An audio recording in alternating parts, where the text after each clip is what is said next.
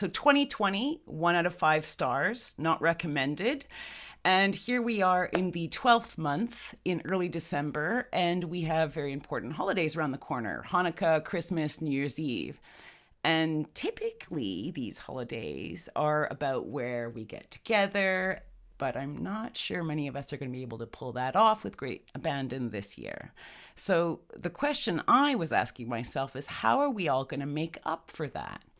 And I thought it might be useful to talk about what we can do to help avoid a 0 out of 5 stars for 2021 by, inadvertently insulting a family member or having a gizmo hacked or our packages nicked. So, why don't we start off with Wi Fi enabled video calls? I know we're all very used to them because we've been having to do them all year. But we are going to be spending a lot of our holidays in front of a screen, showing our Auntie D our decorations or cooing at little Sophie as she shows off her Christmas pudding outfit. So, here are a few tips to help make the experience a happy one. So, one, if you haven't already, choose a service that has end-to-end encryption, okay? So that's like FaceTime, WhatsApp, Zoom. They all offer these services, and there are others that do it too, but that's what you want to look for, end-to-end encryption. And that means that there's no way for the company to decrypt the content of your conversations when they're in transit between you and the people you're talking with. So it's a good thing to have, and it helps avoid eavesdroppers. Now, number two, if it's a party call, so more than you and one other person, check the settings so that the organizer can totally control who's allowed in and who gets kicked off. This is to avoid things like Zoom bombing, where uninvited guests might just happen upon your Zoom call. Now, some might just want to go in and secretly eavesdrop. Like, imagine if you had 50 people on your Zoom call for a big family shindig, would you notice one of them, if it weren't listed in the name as some, maybe it had the name Steve and you have 3 people that are named Steve in your family. Now, other Zoom bombing can be a little bit more, you'll notice, because they might explode your call with loud expletives or rude pics or a rickroll or whatever. And basically, it's not every grandma that wants to see some stranger waggling their Don Johnsons in front of the webcam. Now, 3, the way this is how I do these calls: assume the call is being recorded. So while your story of, how you may have dropped the milk and the whole thing exploded all over you when you were little, that's fair game, right? That's fine. But your private stuff, like your phone numbers or your banking details, your passwords, are not. Just the other day, I was having a call with my mother, and she was like, "And my password's a great password. It is." And she started telling me the password. So you want to stop those kind of things. And actually, let's huddle. The other thing, this goes for more saucy calls and videos that some of you guys out there might have. Be very careful and make sure that the whole thing is locked down. Extra, this is a little side tip. Don't complain just before or after a call. Some of these services have been known to fail to cut off the audio or video right away. So even though you've terminated the call, there might be some remnant video or audio that gets through to the person you were just speaking to. So let's say you had a difficult conversation with a colleague. Don't immediately flip them the bird and then call them a you-know-what. This may, they may hear this and it just might put a little strain on your relationship. Okay, so 2, how dumb are smart gifts? Okay, so right now I keep telling everybody that the tech world is totally the Wild West, and we have a bunch of cowboy companies out there creating internet connected smart toys and tools and gizmos and appliances, all the stuff that makes up this Internet of Things, or IoT. And until there's, appropriate legislation, we must assume that these companies are creating these so-called smart devices. All these people that are creating these so-called smart devices, they're under a lot of pressure, right? Many are understaffed because, it's 2020. And also they have super tight production deadlines because it's got to be out for Christmas. So typical problems that you might see with IoT devices are things like the maker didn't think deeply enough about security. They're not necessarily security firms. So maybe you can't change your password on the device after you've purchased it, or maybe you can't actually implement an update if it's found to be vulnerable or buggy.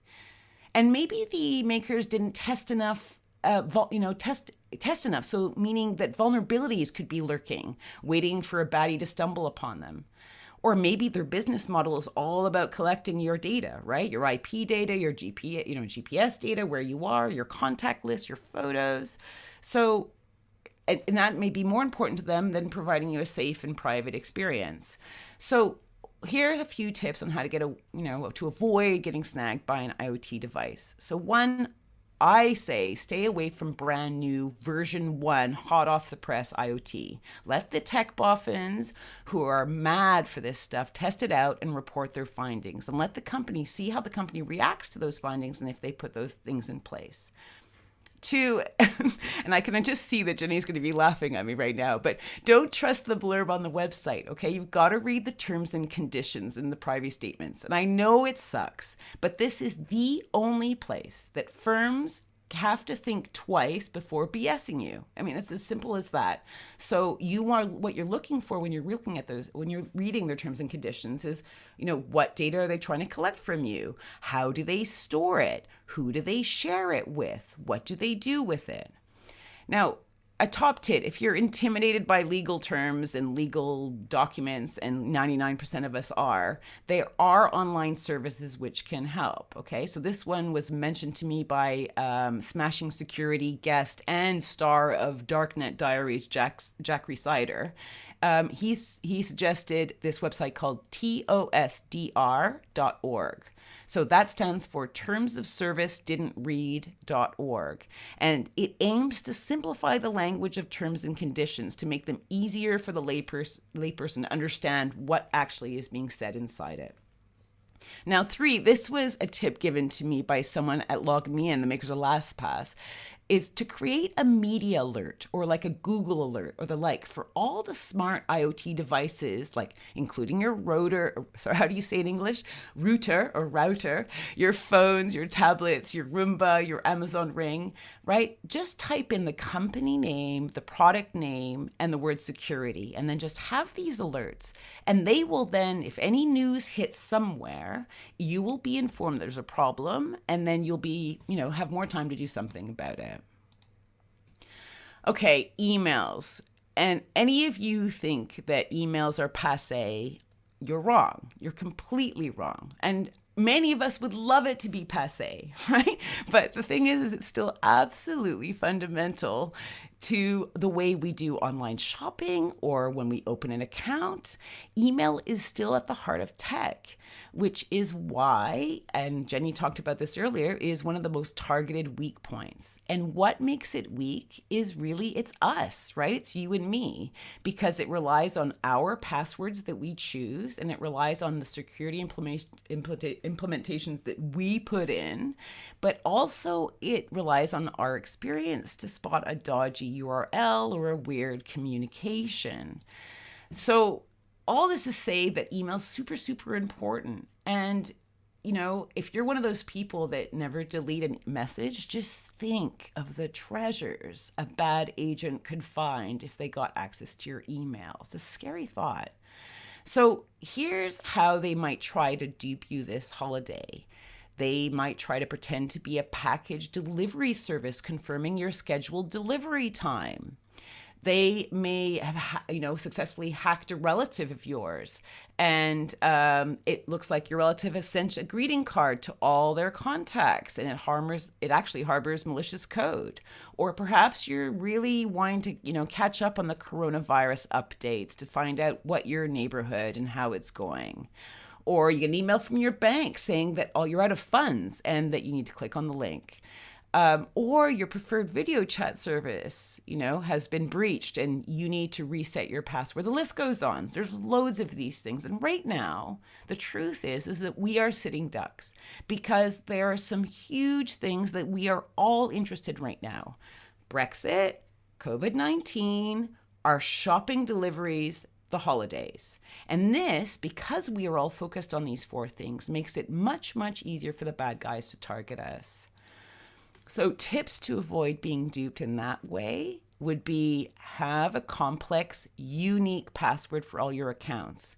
And for any of you that are saying, how would I remember those passwords? You need to look into getting a password manager. There are loads out there. Like LastPass we mentioned, there's 1Password as well. All these can help you manage your different passwords.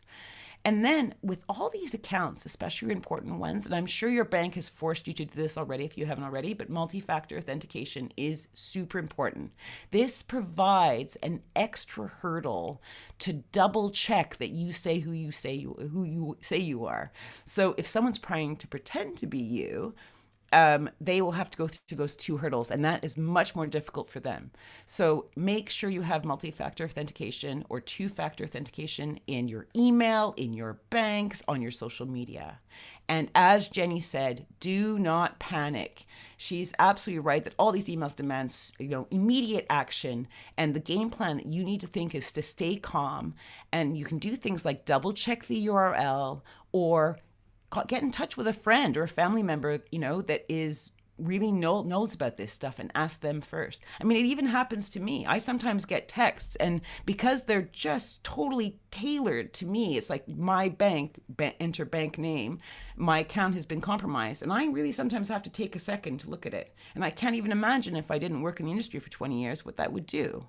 So be very careful. And a top tip that someone told me, put the phone number that is on the back of your credit card or your debit card into your phone so that if ever you lose your card, or you could always contact them with ease. Because what you want to avoid is clicking on the link inside the email or inside this text message that they sent you to try and make you panic. And that's it. If you want to be more informed on this cyber topic, we have more than 200 episodes of Smashing Security where Graham Cluley and I we try to take a lighthearted view on the security snafus that go on week in, week out. But the show is, I think, riddled with some solid good advice, and we would love to have you. And the thing is, to remember this, my mom, right? She knows nothing of computer security, but she listens to the show. And it is actually amazing to see what she's learned. Like, she now actually hesitates before clicking OK on every single pop-up. And that, my friends, is what we call progress. And I thank you all for your time, and I wish you a cyber-free or cyber hell-free holiday this year.